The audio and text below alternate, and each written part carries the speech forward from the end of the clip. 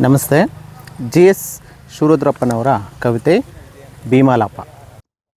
ಸೀರೆ ಉಟ್ಟು ಬಳೆ ತೊಟ್ಟು ಕಾಲಿಗೆ ಗೆಜ್ಜೆ ಕಟ್ಟಿದ್ದಾನೆ ಒಬ್ಬ. ಇನ್ನೊಬ್ಬ ಕಾವಿಯು ಹುಟ್ಟು ಮೂಲಿಗೆ ಕೂತಿದ್ದಾನೆ. ದನದ ಕೊಟ್ಟಿಗೆಯಲ್ಲಿ ಒಬ್ಬ, ಕುದುರೆ ಲಾಯದಲ್ಲಿ ಮತ್ತೊಬ್ಬ. ಇದ್ದಾಳೆಯೋಳು ಅವರಿವರ ತಲೆಯ ಹೇನು ಹೆಕ್ಕುತ್ತಾ, ಆಗಾಗ ನಮ್ಮನ್ನೂ ಕುಕ್ಕುತ್ತಾ. ನಾನೂ ಇದ್ದೇನೆ ಅಡಿಗೆ ಮನೆಯಲ್ಲಿ ಉರಿಯುವ ಸೌದೆಗಳ ಜೊತೆಗೆ ಪಾತ್ರೆಗಳಲ್ಲಿ ಕೊತ ಕೊತ ಕುದಿದು ಹಳೆಯ ನೆನಪುಗಳನ್ನು ರುಬ್ಬುತ್ತಾ.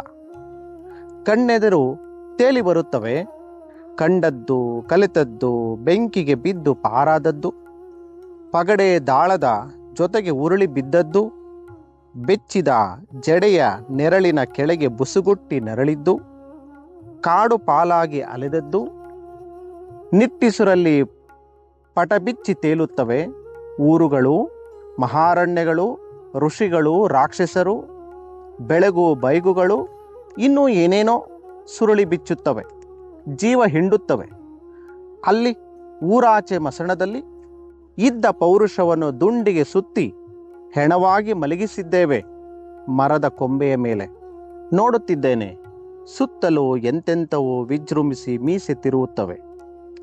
ಏರಬಾರದ ಕಡೆಗೆ ಏರಿ ಇಳಿಯಬಾರದ ಕಡೆಗೆ ಇಳಿದು ಕೆಡಿಸಿ ಹೊಲಸೆಬ್ಬಿಸಿವೆ.